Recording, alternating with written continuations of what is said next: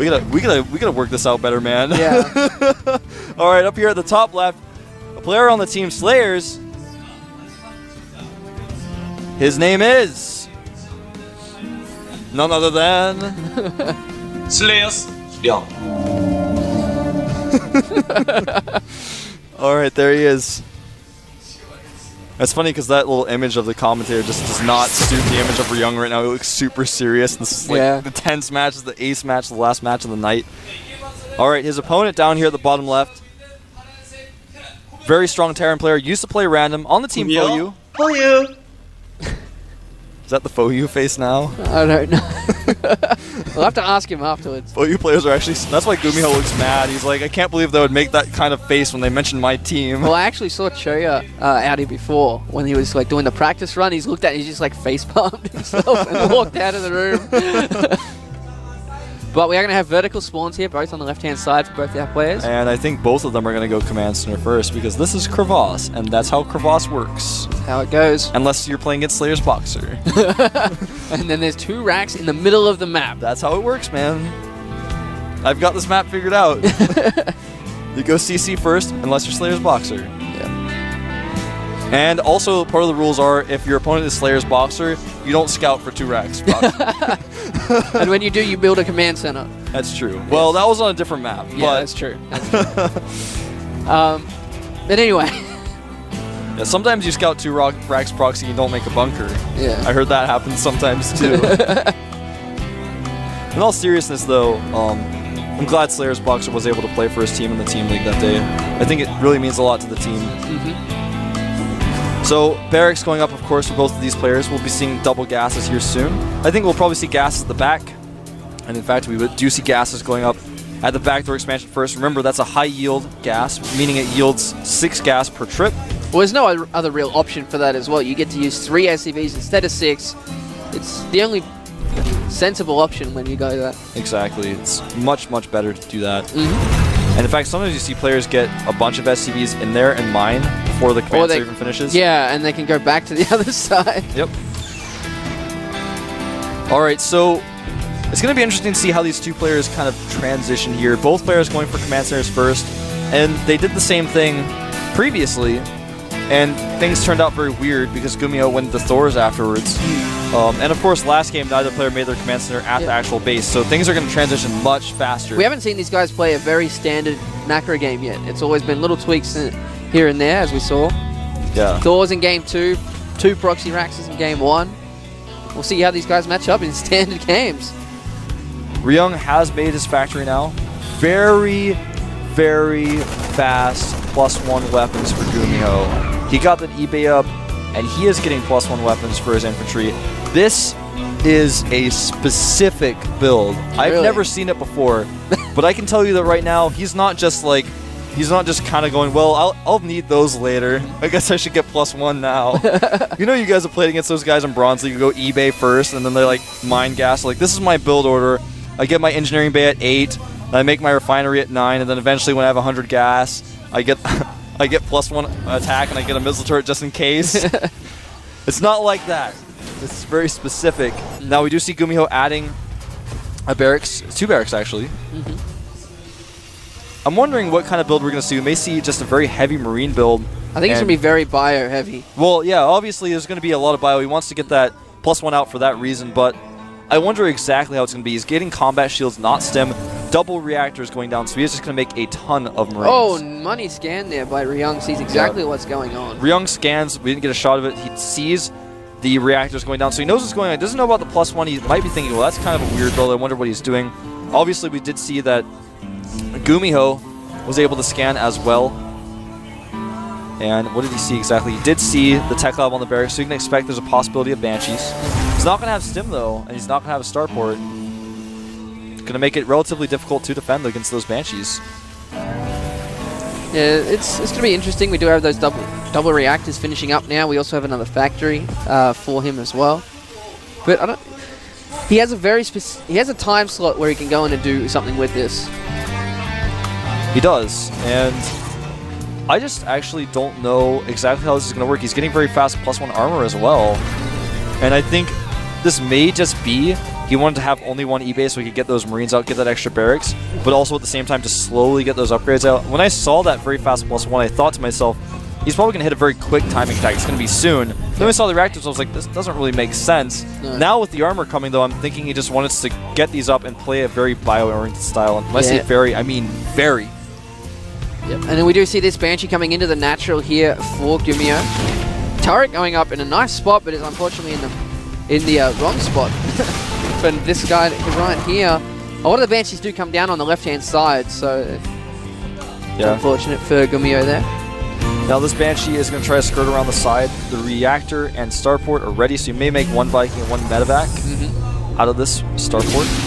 No, making double medevac. Yeah, a little bit weird. You just kind of need a Viking to deal with Banshees, or you need Stim. You need one of the two. Yeah. Stim is only about 2/3 of the way done. Actually, Stim a little bit ahead for Ryung, who's doing a very similar build, but he is, of course, using Banshees, adding medevacs in as well, though. Yeah. Oh, third command center going down for Ryung straight away.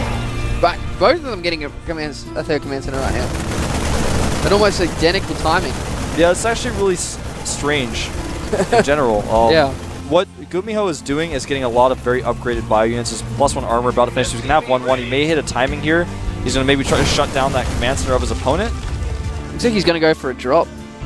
But it might run straight into this Banshee, and it is.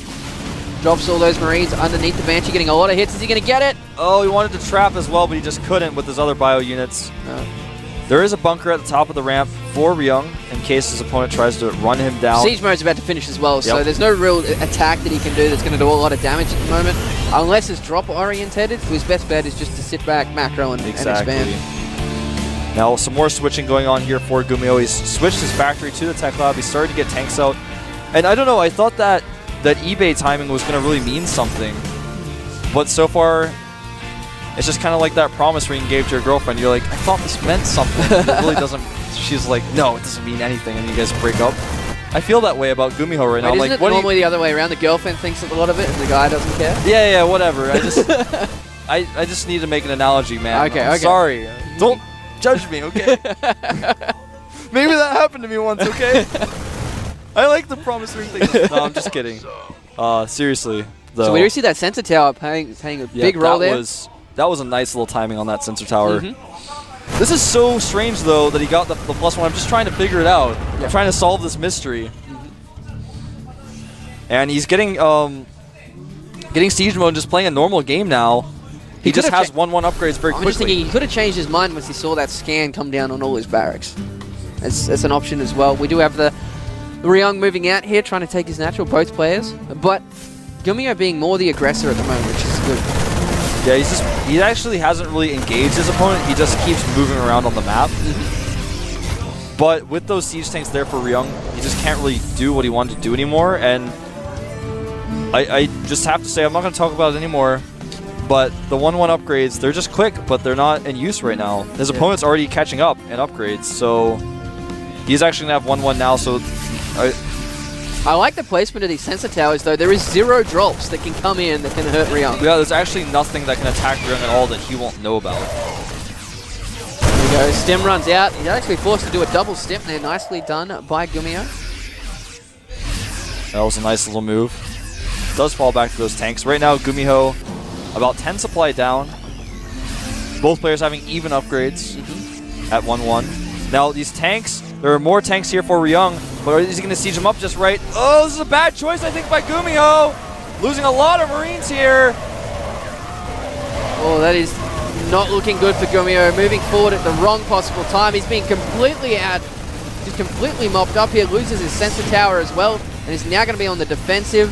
I don't think he expected that many tanks to be there. I don't think so either, and I think it was just kind of a Polt Prime moment where you're just like, I'm going to go for it, and then it just isn't the right time, and you lose a lot of units. And so right now, tanks shelling tanks, but a huge supply lead for Ryung. Absolutely. That trade is something that cannot happen this early in the game. We're only about 14 minutes in. Later on in the game, sometimes you can come back from it due to your macro, but it'll be very difficult this time. It will be very difficult. It'll take Ryung making a mistake like GuMiho just did to reverse it. I think Ryung's looking like he's going to go try and round from the side. No. Ryung is actually just spreading his tanks in every which direction so that when GuMiho tries to move, everywhere is a no man's land. Yeah. He even has control of the Zelnaga watchtower here, but not for long. Shot of it in a second maybe, but there it is. So lost control of that Zelnaga watchtower, but has his tank spread out so far.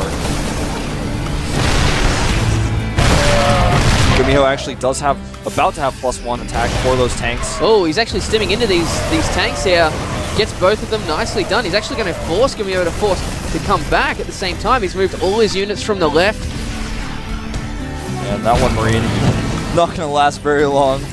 But noticeably enough, GuMiho is actually caught back up in supply. He's only 10 supply down at the moment. That's very true. Here we go. Siege tanks on the cliff. I don't know. This is looking pretty bad for Ryung. He's putting his tanks in a bad spot. I didn't know what he was trying to do there, but now he's kind of in a tough spot. He doesn't really know where all of GuMiho's army is. He's also taking a 4th base, though. That's true. GuMiho does take the supply lead, though. 161 to 158. Taking that 4th base, a very smart move by Ryung because he's constantly being the aggressor here, keeping GuMiho away from being mobile. He's got those sensor towers. He knows everything that's going on. Absolutely. And he can even just go and start creeping them forward as well to see what's going on even more. He does see all of these units here on the left-hand side with that sensor tower in the natural for GuMiho. And +3 weapons coming out, and also +2 vehicle weapons as well. For GuMiho just a little bit ahead in the upgrades now, but it's not due to his weird timing at the beginning of the game. Here we go. Rushing down is Ryung, catching some of these siege tanks while the rest of the army was out of position, but at the same time, GuMiho doing the exact same thing over here on the right side. Looks like Ryung's going to go straight into this 3rd base here for GuMiho. There's not many units there. A lot of SCVs are actually idle behind the mineral line here. At the same time, GuMiho going for the 4th base here of Ryung.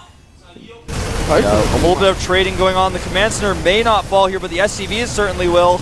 And once they do, the command center itself may fall. But we may have a base race here unstable because GuMiho is rushing into Ryung's natural now. Yeah, I'm kind of surprised that Ryung didn't bring the rest of his units back after he killed that command center. He's had to lift his own natural up. It is going to fall. And he's going to run back down now, but there are a lot of siege tanks and Marines buffering. But it looks like he will crush through. And now Ryung taking a significant lead. 150 supply to just 80 supply. GuMiho is in a lot of trouble. I'm not sure if he can hold the next counterattack. It's going to be very interesting to see if he can. He did take out that command center in the 3rd base here for Ryung. He's still got his own. It hasn't died yet, but he needs to repair it very, very quickly if he wants to keep it alive. That's very important. That's exactly right. And it looks like Ryung is actually just checking to see if there are any hidden bases around. Doing a very smart thing, checking with dropships and Marines. Ryung actually moving his backdoor expansion down to retake that 3rd base, or 4th base, I guess you could say. And right now, Ryung in a really good spot, supply-wise, is able to get that command center up. And GuMiho, despite having that command center up for longer, hold that thought. A huge engagement here. There's just way more Marines, though, for Ryung, and I think this may be really bad for GuMiho. He couldn't really retreat. The rocks were blocking him, and completely cleaned up here. He hardly has anything left. Right now, as far as units go, he's got 5 siege tanks and 6 Marines. His opponent only has 2 more siege tanks at 7, but has 44 Marines and has 30 more SCVs. It's definitely a difficult spot. He is up on the upgrades, though, at least. But we did see that 4th being taken yet again by Ryung. +3 weapons for infantry just finished for GuMiho. He does have +2, and the +2 of Ryung just finished, so both players similar in supply. +3 weapons for armory, or for vehicles being researched right now for GuMiho, so that's pretty quick. Well, the problem is, how much is that really going to come into play when your opponent has so many more units than you? Exactly. And will he even be able to finish that upgrade before the attack comes? Yeah, we also have +3 attack coming in for GuMiho as well. This is starting to look really bad for GuMiho. He's going to have to do something risky. He's going to have to make something happen, or Ryung will just eventually overrun him. Over-Ryung him. And so, Ryung actually has his unit split in several different locations. He's not going to get caught off guard by drops. Little Viking engagement here. Still a 60 supply deficit here for GuMiho, but Ryung is not trying to actually press his advantage yet. He realizes he has that extra expansion, can play safe. The downside is if he waits too long, it could hurt him. Exactly. Now, tanks moving forward here for Ryung. As you can see, there's a shot of that base there. He may even take another base. A drop, though, will be spotted by this SCV and by the sensor tower as well. Gonna try to stim these Marines forward to do a little bit of damage here. There actually isn't anything to defend. Ryung is desperately running these Marines back to help out. And the GuMiho smartly lifts. Will try to land here into the backdoor expansion, but there's nothing there. Also making a 5th command center there for Ryung now, taking no chances. And basically right now, Ryung has split Marines all over the entire right side of the map. We're getting a shot of some of them now. There's basically no way for any dropship to escape his eye. Just got total control of the map right now. Although he is about to lose air control, that may give GuMiho a chance to run forward with his tanks. The problem, though, is that if he tries to do that, Ryung just has so many more tanks, he can just fight in tank mode and overwhelm him. He's got a better economy, better tanks. He's maxed right now. GuMiho's at just 148 supply. We do have 2 dropships going down on the right-hand side, being hit by these Marines, so nice timing there. And he's like, oh, he's actually going to get one of the dropships? Oh! That was so close. He tried. But again, there are a lot more Marines on that right side of the map, so he may try to chase it down and kill it. And again, GuMiho has air control, but isn't really using it just now. He's trying to move his units around, but he doesn't have an opening just yet. And smartly, Ryung snipes a tank and moves back. Beautiful move. Just making sure his opponent can't catch up on that tank count, because when you're maxed out and you can't keep making units and your opponent can, you just want to make sure that you can kill them so that your max actually means something. You just kill, trade, remax. There we go. Tank's moving a little bit too far forward there for a second, getting a couple of hits off. He is trying to take that 4th base, but looks like he's going to actually move his command center all the way down to the lower right-hand side. We do have more drops trying to go through here. On the right side of the map, there are 3 dropships and a large group of units. He may try to break Ryung here. He might actually catch this command center that's moving over to land. It would be a small victory for GuMiho. There's a lot of Marines up there, though, next to that command center. So Yeah. he might be able to... There we go. There go the Stim Marines. He's going to be able to get these tanks. Command center does land, and actually all of these units for GuMiho will be cleaned up. Meanwhile, GuMiho trying to break through down here at his natural, and there are just so many tanks for Ryung on the high ground, he just can't break through. Did lose a lot of units there, and we're down to about... He's lost so many units. It's an 80 supply deficit now. Yeah, Ryung actually has twice the supply, and SCVs and Marines are coming. He's going to try to run down these tanks again. Nice splitting by GuMiho, but will it be enough? I don't think so. Too many Marines reinforcing. GG! Ryung advances to the round of 16. GuMiho, unfortunately, will drop out of Code A, but he always has that extra chance in a couple of weeks to come into the August Code A qualifiers. He will have to try to requalify. Of course, he will be in the team league most likely again. He's one of FOU's best players, so I'd be extremely surprised if we didn't see him in the team league. Absolutely. So, we are done for the night. Almost. Almost. We got to go through our match results. We do, We got to actually. talk about that game. We got to talk about the siege tank positioning of Ryung. The excellent sensor tower placement. He had sensor towers all over the map. He had his Marines on the right side of the map. They're all just over there, lined up in a line. I did like that.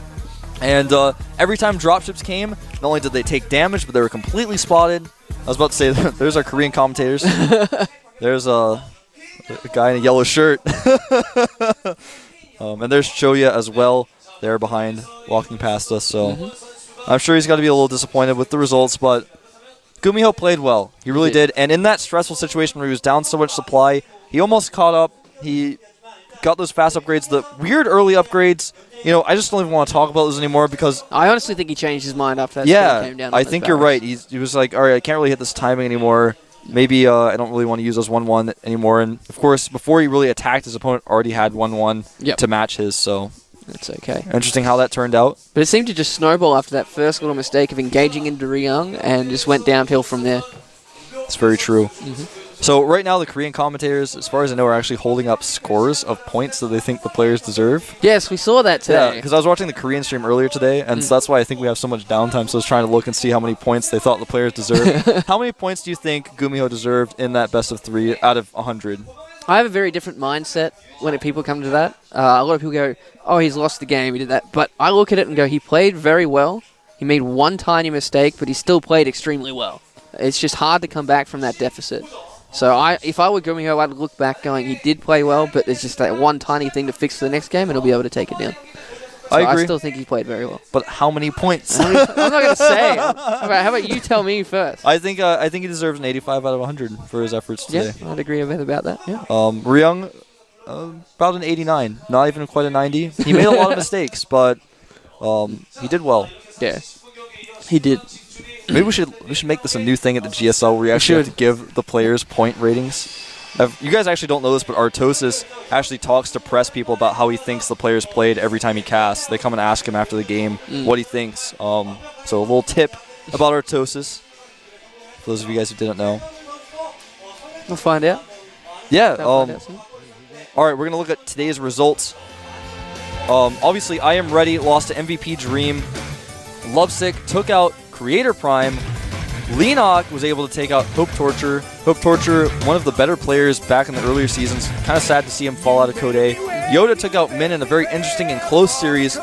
Check Prime was able to edge out Shoyu Foyu, and that was a little bit surprising. I thought Shoyu would take that one, but he showed that he's been practicing a lot, has improved a lot. Noblesse edged out Hero in a very interesting series as well. That was Definitely a great recommend series. those VODs. Yeah, tell your friends to watch those VODs. Tassadar versus Lin was a little one-sided, I think. Yeah. And of course, Ryung edging out GuMiho in a very close and interesting series. And we do have our upcoming games. Yep, OGS The Win versus MVP Tails, Von Vons versus Soccer, Hoso San versus Sheth, MMA versus Puzzle. All of that will be tomorrow, and then later in the night, we'll have Hyperdub versus Happy, Yu-Gi-Oh! Versus Curious, Jinro versus Shiny Star, and Slayer's Boxer versus ASDF. And a little interesting note, that I will not be here tomorrow with you. Yep. For the morning anyway. But someone else very special will be. Someone else very special. Someone who likes bandanas. You may have heard of him. You may have heard of him. I actually will be casting with him tomorrow, so look forward to that. I will actually be casting all day tomorrow. You will. You'll be doing My both voice the will morning. be so tired. That's but all right. I'll try and talk a little bit more for you at the night, just to make you feel a little bit better. I would appreciate that. Unstable's such a nice guy. For those of you guys who don't know, he's great. His real name's Dan. I call him Dan all the time on cast. Actually, Artosis' name is also Dan. Yes, we're at Kodo Qualifiers, and I had a camera in my hand, and he looks at me and goes, "Your name's Dan too? You have a camera? You're a caster? Huh?" All right, guys. We'll see you tomorrow. Thanks for watching.